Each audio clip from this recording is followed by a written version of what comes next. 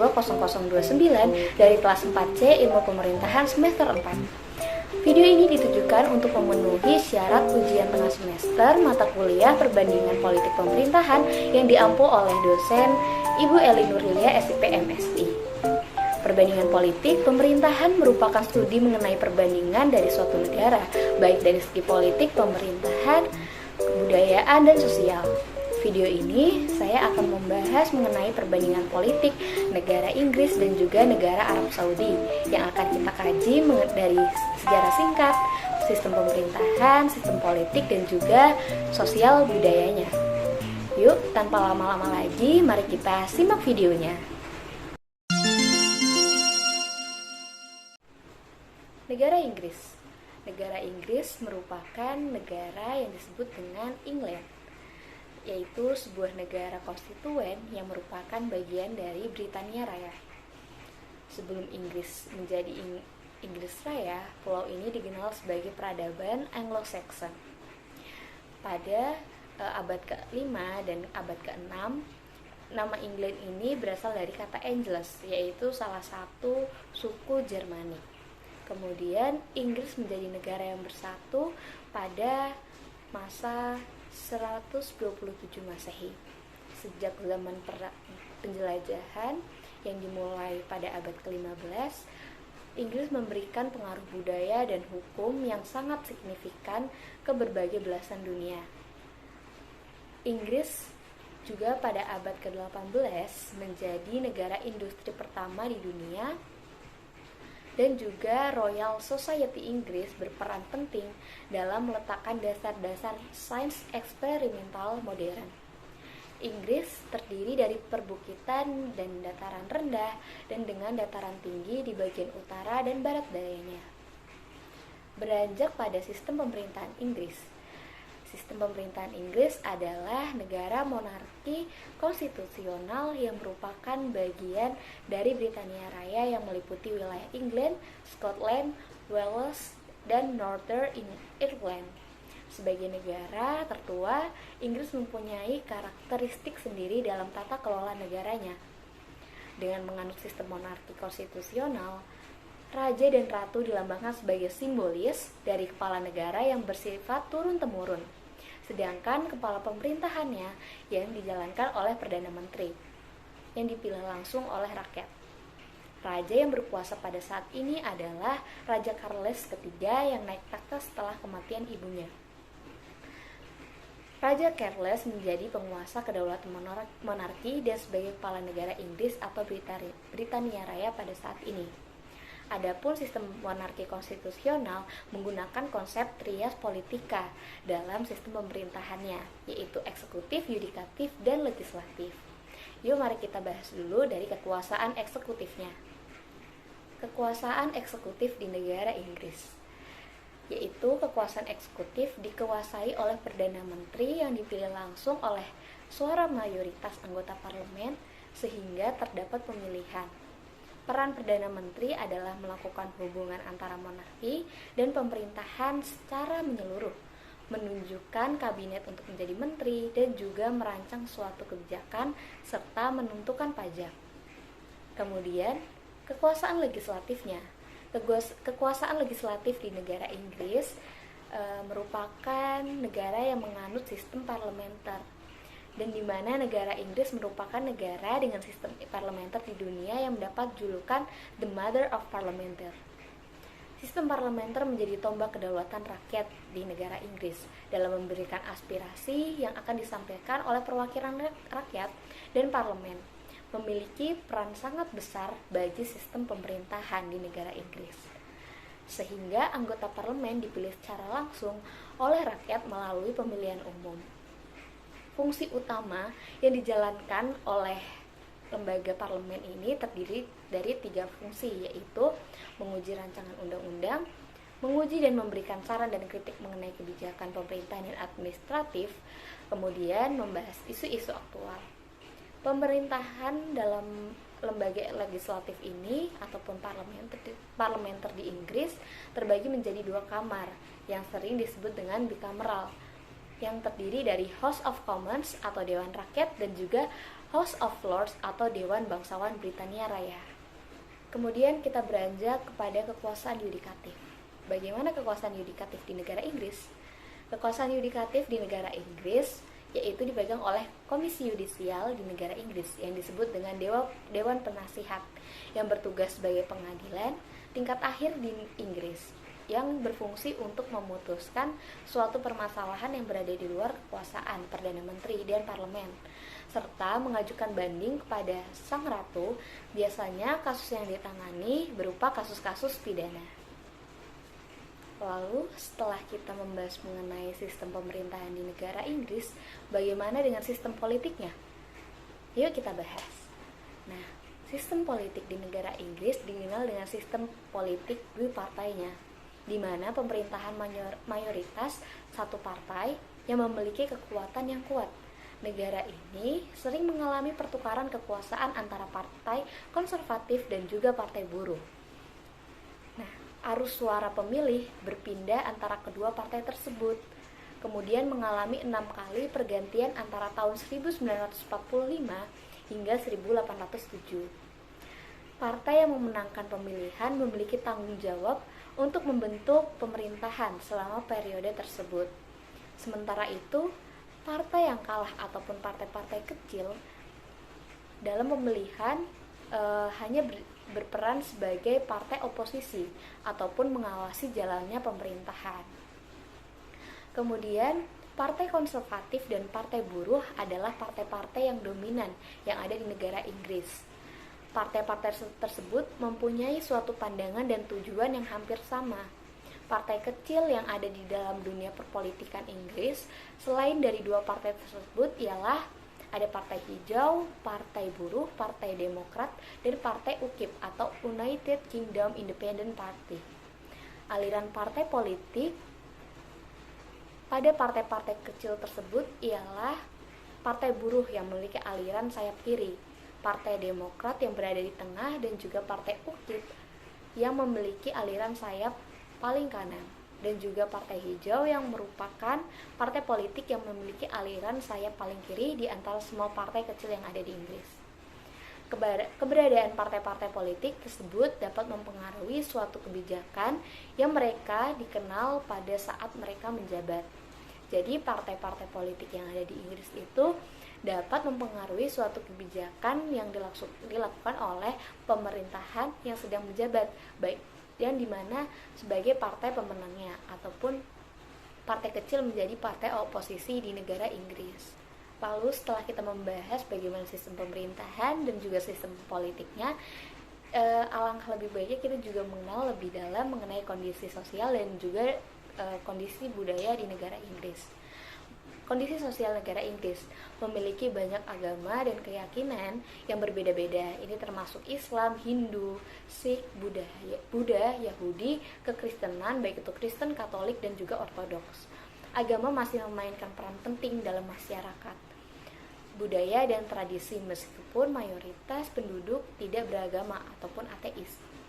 Kemudian di sektor jasanya, yaitu ada perekonomian Inggris yang terdiri dari keuangan, teknologi, informasi, perbankan, pariwisata, dan juga layanan profesional lainnya. Di negara Inggris memiliki National Health Service atau NHS, yaitu sistem kesehatan di Inggris yang memberikan layanan kesehatan secara universal kepada semua penduduk. Lalu segi pendidikan di Inggris, kita tahu bahwa negara Inggris memiliki sistem pemerintahan yang sangat unggul. Bagaimana dengan adanya universitas Inggris seperti Oxford, Cambridge, dan London yang terkenal di seluruh dunia. Kemudian Inggris ingin memastikan bahwa setiap orang memiliki kesempatan yang sama untuk mengenyam pendidikan dan mencapai potensi mereka dan berkontribusi pada masyarakat melalui pendidikannya. Kemudian di kondisi budaya Inggris. Kondisi budaya Inggris yaitu negara Inggris menggunakan bahasa Inggris yang saat ini menjadi bahasa internasional di seluruh negara. Lalu sejarah Inggris melahirkan gaya arsitektur yang terkenal hingga saat ini. Salah satu gaya arsitekturnya yaitu gaya Tudor yang cenderung klasik, dan juga kita mengenal bahwa musik-musik di Inggris itu cenderung mengarah ke musik aliran klasik. Setelah membahas negara Inggris, kita akan membahas bagaimana negara Arab Saudi. Kita mulai dari sejarah singkat Arab Saudi. Nah, negara Arab Saudi bermula lahir dan berkembang dengan ajaran Islam di Madinah dan Mekah. Dunia Islam mencakup beberapa wilayah yaitu Arab Saudi, Oman, Qatar, Uni Emirat Arab, dan juga Kuwait, Yaman. Sehingga ajaran agama Islam menyebar ke luas ke penjuru dunia. Wilayah Islam mengalami perkembangan dan perubahan ditandai setelah runtuhnya kekhalifahan Turki Utsmani menjadi simbol kekuatan bagi negara Arab yang di tahun 1927. Hal ini menjadikan kepemimpinan dan kekuatan politik pada umat Islam menjadi terbagi dan terpecah belah ke berbagai wilayah baru seperti kawasan Arab Teluk yang terdiri dari negara-negara sistem pemerintahan yang monarki, yaitu Bahrain, Yaman, Uni Emirat Arab, Kuwait, Arab Saudi, dan juga Qatar. Lalu, keadaan pada negara wilayah Arab Teluk ini merupakan kawasan yang sangat kaya karena sumber daya alam yang melimpah seperti minyak, sehingga perekonomian di negara tersebut kuat, bahkan terkuat di dunia. Sehingga dengan adanya sumber daya yang melimpah, hal ini dapat membuat negara tersebut menjamin perekonomian ataupun kesejahteraan masyarakatnya. Namun, negara Arab Saudi menerapkan sistem pemerintahan monarki absolut. Arab Saudi saat ini menjadi pusat agama Islam dari seluruh penjuru dunia. Arab Saudi dikenal dengan awal mulanya muncul ajaran Islam yang dibawa oleh Nabi, ditandai dengan keberadaan kota sucinya yaitu Mekah dan Madinah yang dikenal dengan istilah Al-Haramain yang menjadi pusat penyebaran agama Islam. Lalu kita akan beranjak pada sistem pemerintahan di negara Arab Saudi. Bagaimana sistem pemerintahan di Arab Saudi? Menarik kita bahas bahwasanya Arab Saudi tidak menerapkan sistem pemerintahan dengan sistem pemerintahan Islam, namun sistem monarki. Ini disesuaikan dengan kondisi dan situasi di dalam negara tersebut. Raja Arab Saudi memiliki gelar sebagai pelayan dan penjaga umat Islam. Hal ini menjadi posisi moral otoritas sebagai Raja Arab. Negara Arab Saudi dalam hukum yang berlaku berlandaskan pada dasar ajaran Islam, yaitu hukum syariat Islam yang bersumber dari hadis Nabi dan Al-Quran. Kewajiban Raja Arab Saudi diantaranya menjadi pemimpin pemerintahan negara, yaitu sebagai Perdana Menteri. Raja juga berhak melantik dan memberhentikan Dewan Menteri. Sistem pemerintahan monarki absolut ini tetap menganut sistem pemerintahan republik karena terdapat lembaga eksekutif, legislatif, yudikatif. Namun kontrol dan fungsi masih di bawah kekuasaan oleh raja yang saat ini dipimpin oleh Raja Salman bin Abdulaziz Al Saud yang sekarang memimpin negara Arab Saudi. Kemudian, bagaimana dengan sistem lembaga eksekutif, yudikatif, legislatif di negara yang monarki absolut ini? Yuk, mari kita simak penjelasannya. Pada lembaga eksekutif di negara Arab Saudi dipimpin oleh raja sebagai pemegang kekuasaan atas kepala negara dan kepala pemerintahan yang dipilih secara garis keturunan. Pada tahun 2005, Raja Abdul mengadakan aligensi institution, yaitu mengadakan suatu adanya putra mahkota. Awalnya penentuan putra mahkota ini dipilih oleh raja, namun saat ini terdapat komite suksesi untuk melaksanakan pemungutan suara.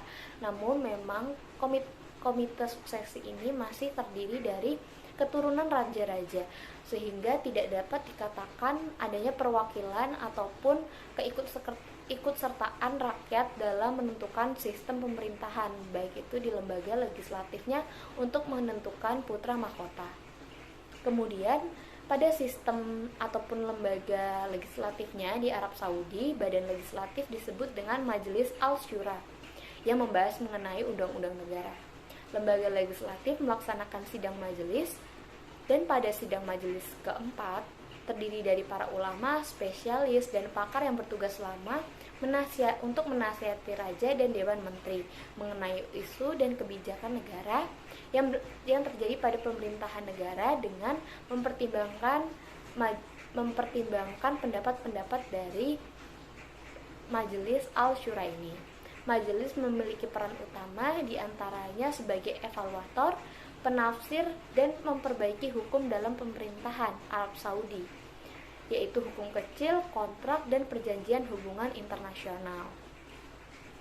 Kemudian pada sistem yudikatifnya, di negara Arab Saudi menerapkan sistem yudikatif ini yang terletak pada lembaga yudikatif memiliki lembaga yaitu pengadilan tinggi, di mana pengadilan tinggi yaitu Dewan Kehakiman Agung yang bertugas memberikan banding tertinggi, menimbang banding, dan merevisi kasus-kasus yang melibatkan hukum mati atau mutilasi yang diberikan oleh pengadilan rendah. Kemudian kita bahas mengenai sistem kepartean di negara Arab Saudi.